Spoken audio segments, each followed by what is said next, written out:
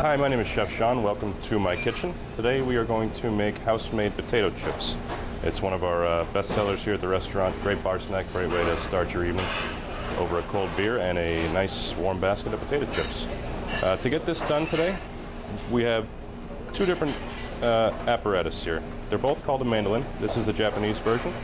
This is the French version. I prefer the metal one over the Japanese one just because of its sturdiness and its ease of use.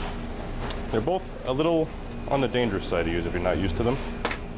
The idea behind it is you take whatever vegetable or protein you're using and you shave it by pushing it down the face of the mandolin. They both work the same way. This one has a stand, this one not so much.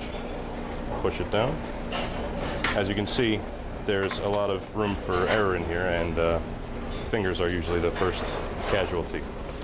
But this is a Idaho potato which we're going to start with. To get it started, make a cut along the front. Make sure it's not rotten on the inside. And we start by slowly pushing it down the face of the mandolin. You're left with nice, even, paper-thin slices.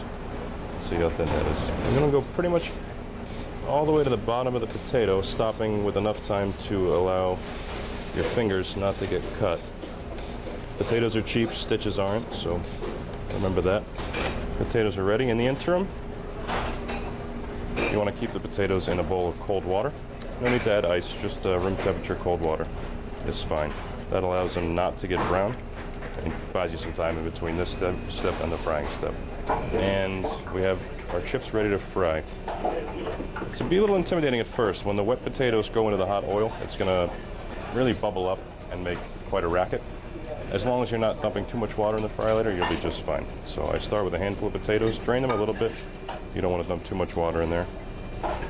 And more or less like you're fanning out a deck of playing cards.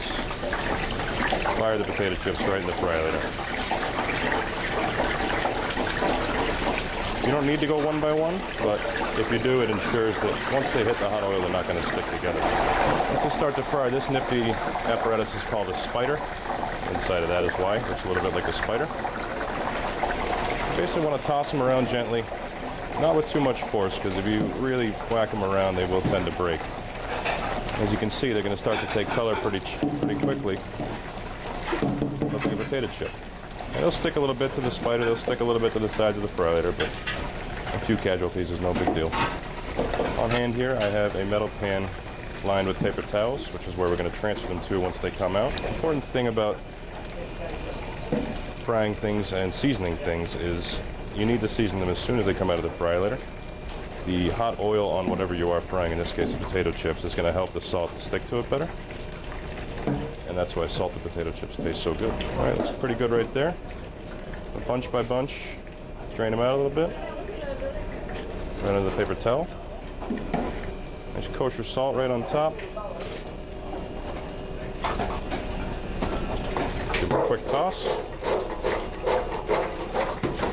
There you have it, house-made potato chips. Nice and crispy. Perfect.